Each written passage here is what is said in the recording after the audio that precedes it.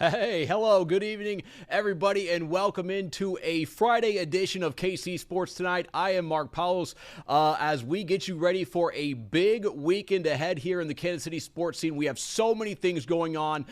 We actually have Neil Jones out, who is in Lawrence. He's going to be live in our 6 p.m. news. That's why you don't see him here today, because it's a big deal going on in Lawrence, guys. I don't know if we can really kind of talk about how much historical perspective this needs, but for the very first time in history of the University of Kansas, the Jayhawks are hosting a super regional at the NCAA baseball tournament. The Jayhawks are set to host the Oklahoma Sooners out at Hoagland Ballpark, with the winner of that series going to Omaha to the College World Series, something I don't think any KU baseball fan, if you maybe told them before the season, Omaha, I don't think they would have believed you. But internally, I think they believed, and look at what's happened. They swept their regional that they just hosted up there in Lawrence, and now they are taking on the Oklahoma Sooners. Now, guys, I just want to give you a heads up. Since this is a solo edition of KC Sports Tonight, I do have some notes here. We are going to go through these. If there are some questions that you guys want to ask, put those in the comments. I'm going to do my best. We're going to talk. We're going to be going on. We're going live. But, hey, if you guys have any questions you guys want to ask, put those there in the comments, and we will get that up there for you guys to talk to. Oh, we got one comment here. He says he's never going to watch KCTV5 again. Well, sir, I hope you have a better weekend than that. You know, hey, buddy, to each your own. Hey, watch us here on KCTV5 because we have a lot to go on. But what we're going to start here with are the Kansas Jayhawks hosting the Oklahoma Sooners there in that super region. Now, something I really want to talk about is just how Dan Fitzgerald has really transformed this program. It really has been unbelievable what he has done out there in Lawrence, Kansas, kind of turning KU, I don't want to say it is early, but into a baseball school. Get this, guys. KU is just the second team in the last 20 years to host its first NCAA regional and super regional in the same season, with the last team doing that was Illinois back in 2015. So obviously more than a decade since this has happened, and KU has done this with kind of a different type of roster. They have a lot of junior college transfers, and they have a lot of kids that can really hit the ball. But the way that Kansas is constructed, you got to kind of look at maybe their best players. Look at shortstop Tyson LeBlanc. What did he do in that regional where KU hosted Northeastern? They hosted Arkansas. They hosted Missouri State. Who was the best player in that regional? I think you can make a big argument that was Kansas leadoff hitter and starting shortstop Tyson LeBlanc. Clutch hits, big home runs, and he made big plays when it mattered. I think about that first game there against Arkansas. There was the moment there in that game where the Jayhawks needed a really big hit. Tyson LeBlanc came through, helped the Jayhawks win. That's what you're going to need here as you're trying to go to hopefully the College World Series as you host your very first super regional. Now, another great player on that team is the catcher Augie Mungarieta. I think he's a guy that in many ways you could say he is the emotional heartbeat of that team. He's another guy that has come up huge here in the postseason. But this is also a KU team that has really rounded into form as the year has gone on. This is a team, KU, last year, a good season. They went to the NCAA postseason. They got to the NCAA tournament. Dan Fitzgerald had begun to put his mark on the program. So entering 2026, a lot of expectations on this group. People wanted to see maybe if KU could take the next step. Early returns, it was rough for the Jayhawks. There really is no beating around the bush for that one. KU started the season with 8 losses in its first 18 games. They were 10-8 to start the year. But guys, get this. Since then, the Jayhawks have only lost 8 games in their last 43, going 35-8 over their last 43 games. So this is a KU team really playing some of their best baseball, and I really want to, they're taking on Oklahoma here for the right to go to the College World Series. Now, this is maybe a juncture where KU baseball fans, they don't really know. This isn't a place they've been as a program, as a community, as a school. This is uncharted territory. You hear Oklahoma, now they play in the SEC. You might think they're a pretty good program because they played in the South. That's good for baseball. Typically a good baseball program. Get this, guys. The Oklahoma Sooners this year, 36-22, and what I really want to put an emphasis on, the Oklahoma Sooners went 14-16 in SEC play. This is not a team that dominated the SEC. This is not a team that won their conference. This is a team that finished below 500 in conference play, which I think is a huge benefit for KU. Think about this, guys.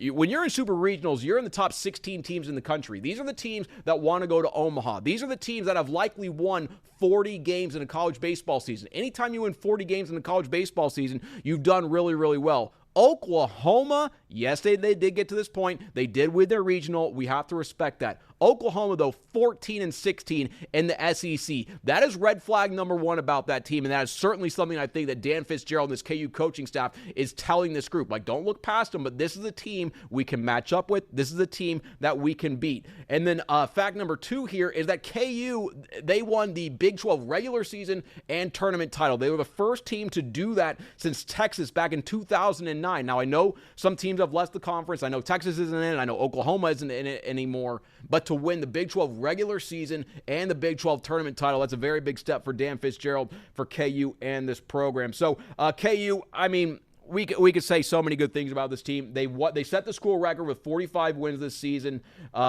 And hopefully they can surpass, they tied that. So if one more win, they're going to set a new record. Dan Fitzgerald, obviously, the Big 12 Coach of the Year. So big things going on up there in Lawrence. So this series is Saturday and Sunday. If a Game 3 is necessary, that will be on Monday. So on Saturday, KU's throwing out Dominic Vagley. He's the one that started the Game 1 of the regional for Kansas last Friday when they beat Northeastern. He's a guy, big fastball, big slider, good pitcher. KU's throwing him out there, trying to get that number one. He's going up against a lefty from Oklahoma, a lefty by the name of Cord Rager, R-A-G-E-R. He's a Rager, baby. He has a 4-3 record, 5.74 ERA this year, so maybe KU can maybe rock that guy, Cord Rager, when he comes into Hoagland Ballpark. We know there's going to be more than 4,000 screaming KU fans in there, and we also know that KU plays a lot better at home. This is the team, when they got the opportunity to host a regional, it was kind of dicey. They had they did win the Big 12. If they didn't win the Big 12 tournament, it was going to be dicey. But, they got the 15 seed, they got a host. And after they got that opportunity to host, what did they tell the media?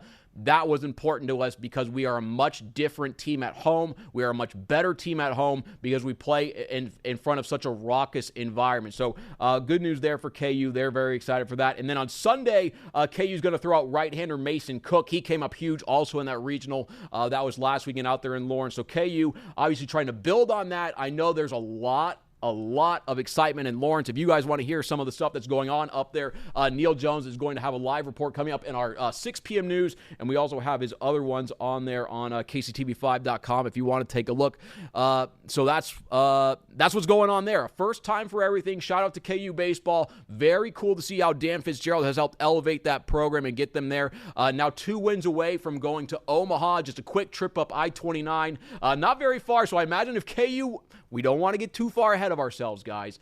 Postseason baseball, even if against Oklahoma, 14-16 in the SEC, it's going to be tough. But if KU wins, I can imagine Omaha is going to be full of crimson and blue, making the trek up to I-29, up to Omaha to see what's going on out there. All right, guys, that's not the only big thing going on here in the local area because it's June, it's Friday, it's almost 90 degrees outside. It is hotter than heck out there. But guess what, guys? It's going to be a cool night on the ice. Mavs country, let's ride. It is a playoff hockey night right here in Kansas City. Your Kansas City Mavericks, the champions of the Western Conference and the ECHL, are hosting the Florida Everblades, the champions of the ECHL's Eastern Conference, in Game 1 of the Kelly Cup Finals. Now, all season long, you guys have heard me say the KC Mavericks are the best team in the league. They have more wins than anybody. They're among the top in goals, and they're also among the top in not allowing goals. They've been an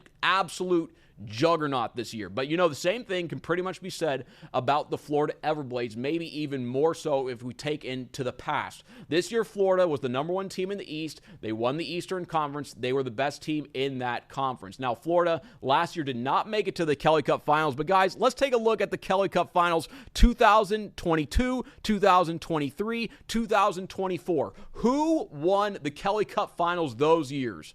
The Florida Everblades. They went on a three-peat. Last year, 2025, they didn't get to the finals. But, guys, this is one of the premier franchises in the ECHL that the Kansas City Mavericks are welcoming out there to Cable Dahmer Arena. So, guys, it's going to be a tough one. But if I were the KC Mavericks, there are plenty of reasons to go into this game with extreme confidence. Number one, you and Florida both have more wins than any other team in the playoffs this year. You guys have both kind of romped your way through with 12-2 records to get to this point of the season. Now, number two, the Mavericks just wrapped up the best regular season in the league. They're the Brabham Cup champions, best record in the league. They had 55 wins in the regular season, 115 regular season points. That was tied for the third most in ECHL history. So, yeah, did the Mavericks have a good season? Yes. But historically, think about how good that is. There have been tons of seasons there in the ECHL. The Mavs just had the third best regular season in league history. And this year they also had a .799 winning percentage,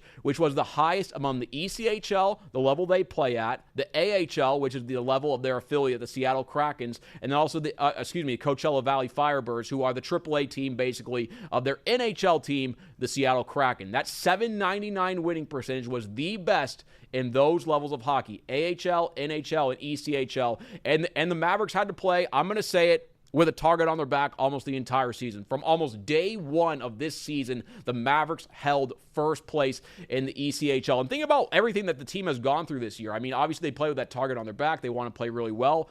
This was a team that had to endure a league-wide strike that went on this year. Now, the Mavericks, they're one of the premier organizations. They're a team that a lot of players want to play for. They're a team that had more returning players than any other team in the league. So is this a team that necessarily had some of the issues we were hearing about in the ECHL? No, but this is a team that's one of the best teams out there, taking on the Florida Everblades tonight. Going to be a tough one. Now, the Mavericks, guys, I'm going to tell you, they have some of the best names in all of sports. Listen to this. Head coach and general manager Tad O'Had. Yes, that's his name. T-A-D space O apostrophe H-A-D. Tad O'Had. Literally one of the best names in sports. If you can find a better one, put it in the comments. We'll put it online.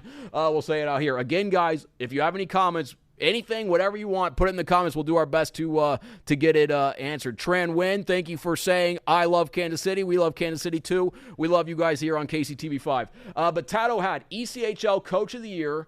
He's the winningest coach in franchise in Kansas City pro hockey history, and he was the ECHL All-Star coach, guys. He's so good. He's such a good head coach, but in addition to being a head coach, he's the general manager of the team. I've kind of talked to some people around that organization because the Mavs, they have been really good for several years. I was kind of trying to, what is the secret sauce of this Kansas City Mavericks organization? Obviously, they have a tremendous arena in Cable Dahmer Arena. They have a tremendous fan base, and all of you guys, the fans here in Kansas City. But what they have that truly separates them is head coach Tad O'Had. Because, yes, he's very, very good as a head coach, but I think his superpower, and I think this has kind of been acknowledged around the league, and you see by the players that are on the KC Mavericks, is his scouting eye, his talent acquisition eye. Tad O'Had is an elite evaluator of talent, and that's why the KC Mavericks really have become so good and such a stable franchise, stable winner, I really should say, over the last couple of years, is because that Tad O'Had really knows the type of player that he's looking for,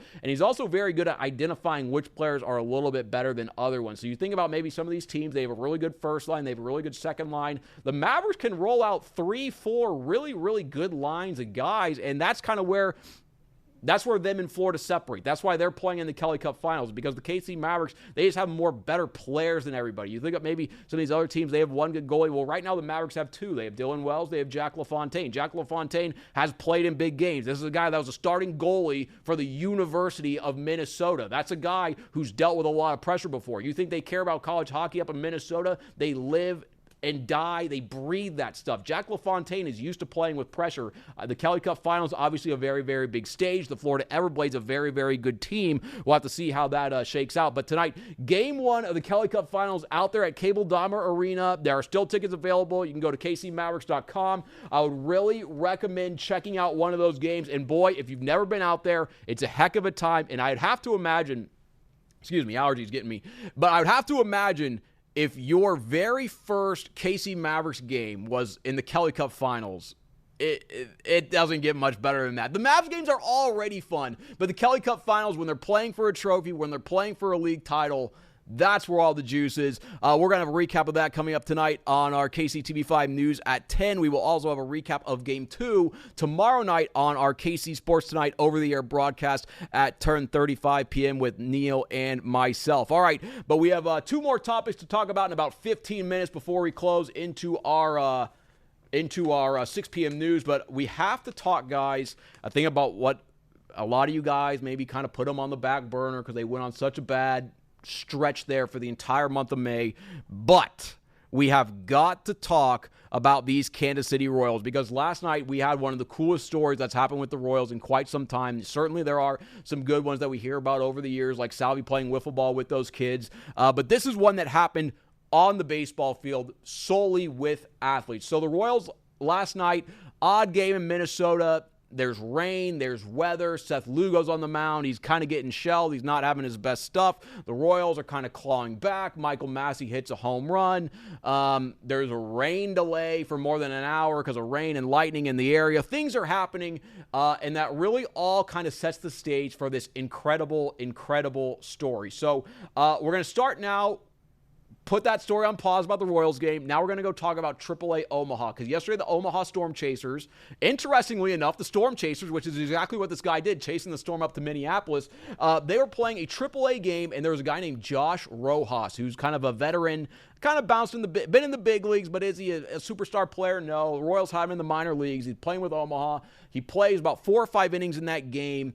Gets the call. Hey, buddy, we're taking you out of the game because you are going to the big league. So Josh Rojas packs his bag, gets out of the stadium, gets out of Dodge, goes to the airport. I think he actually had some travel miscues. I don't really know because right now we're live on the stream. But eventually gets his self to Minnesota. Lands from what I can see here in the Royals game notes. So he started his day going 1 for 3 at AAA Omaha. He was the leadoff hitter in Columbus, Ohio, but he exited the game in the 5th inning, went to the airport. Yes, they confirm. The Royals do confirm. Josh Rojas then missed his 3 p.m. flight and had to wait at the Columbus airport. Oh, boy. I feel sorry for you. I have family in Columbus. I've waited in that airport. Okay, Columbus, he had to wait from 3 p.m. until 8 p.m. Got on the 8 p.m. flight to Minneapolis. That one landed 9 p.m. Then he arrived at Target Field about 9:45 and had the Royals game-winning hit at 10:30 p.m. That's okay, guys, so get this. I kind of gave away the story there. But Josh Rojas flies to Minnesota from playing in AAA, lands there at 9 o'clock, gets to the ballpark at 9:45. Then guess what? Matt Quatrero taps him on the shoulder and says, hey, buddy, why don't you go take some swings, go down in the cages. You're going to hit. You're going to be a pinch hitter tonight. Comes in, he pinch hits, drives in two RBI, gives the Royals the lead, and he started his day out there in AAA. That is not a story that you think you're going to be able to tell. So shout out to you, Josh Rojas. You were the hero the Royals needed last night, and you helped them pick up the victory. So how about that? A very, very unlikely hero, Mr. Josh Rojas, starting his day in AAA Omaha. At Columbus, ending his day as a celebrating a big win there with the Kansas City Royals, which brings me here to our last point. The Royals, guys, have a chance to go streaking. That's right. For the very first time since the very first week of May, the Kansas City Royals have a chance. I can't even believe this is a real sentence. For the first time since the beginning of the month of May, the Kansas City Royals have a chance to win 3 games in a row. Tonight, they're taking on the same team they played yesterday, the Minnesota Twins. And the good news is that Michael Wacha, the Royals' best pitcher so far this year, is on the mound. He has a 4-3 record with a 3.23 ERA. He will be opposed by right-hander Zebby Matthews. Zebby, Z-E-B-B-Y. Zebby Matthews from the Minnesota Twins. He has a 1-3 record to go with a 4.63 ERA. But the Royals, I don't even know what to say. 25-38 this year. Right now, they have a 10-21 record. Last time I checked, the Royals had the worst road record in all of Major League Baseball. We're going to do a quick check on this one here.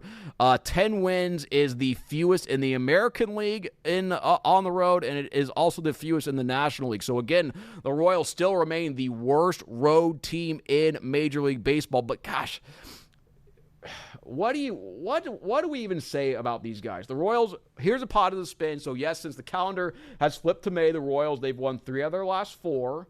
And that's obviously coming off a 6-game skid. So here they are in the month of June with a 3-1 record. That's something that you want to hear. Here, I don't think is what you want to hear. So the Royals started the year 19-21.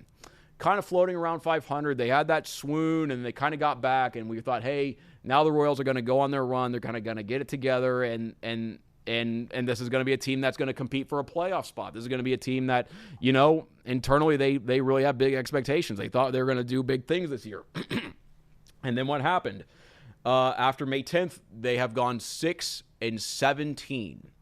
And that is simply not going to get that done. And now 7 of those last 16 losses, and this is a stat that will really just rip your heart out, especially if you're a player on the team, if you're watching the team like a lot of us here. The Royals, 7 of their last 16 losses, or 44% of them, have been by 1 run. Now, I don't want to be negative. We've seen 2 wins in a row. That's very, very good news. So hopefully the Royals can get started on a good win streak, their first one since the month of May, and hopefully that happens tonight with Michael Wacha on the mound because he has been so good for Kansas City this year. Sorry.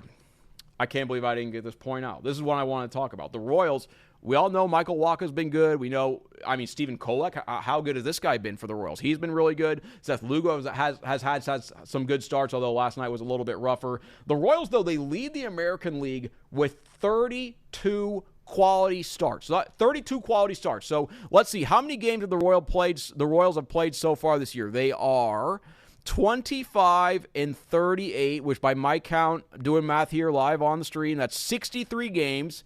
And in those 63 games, they have 32 quality starts. So that's more than half the games they're getting quality starts, more than 50% of the time, and the Royals have 25 wins. I don't know if you could find a team in baseball that has had that many quality starts and has as few wins as the Royals. The Royals right now,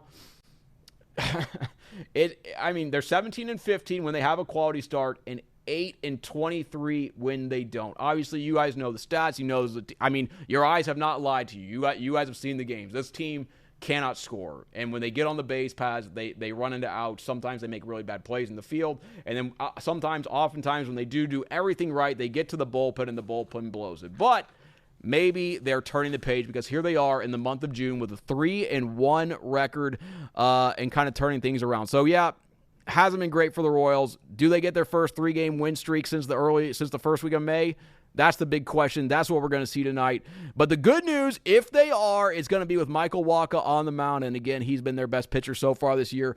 All right, guys, that's a look at KC Sports tonight. It was a solo edition today. We have Neil Jones out in the field. He is up at Lawrence as KU is getting ready to host their first ever super regional in school history. They hosted their first ever regional last week and swept that one. So Neil's going to have a live report from Hoagland Ballpark coming up at 6, probably about 6:15 p.m. So if you want to tune in, watch that. We'll have you covered there, and we'll also have you covered with the KC Mavericks, who are playing in the Kelly Cup Finals. We'll have that game tonight.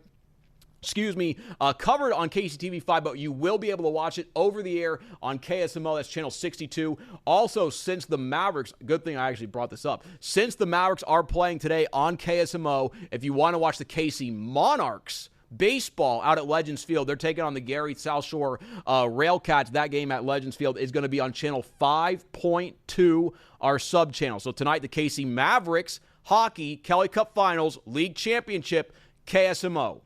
KC Monarchs Baseball Independent League Legends Field, that's on channel 5.2. But guys, that's a look at KC Sports tonight here on this Friday evening. Big weekend on tap here on the KC Sports scene. We'll have you covered everywhere on KC Sports tonight. But until then, until we meet again, make it a good one, everybody.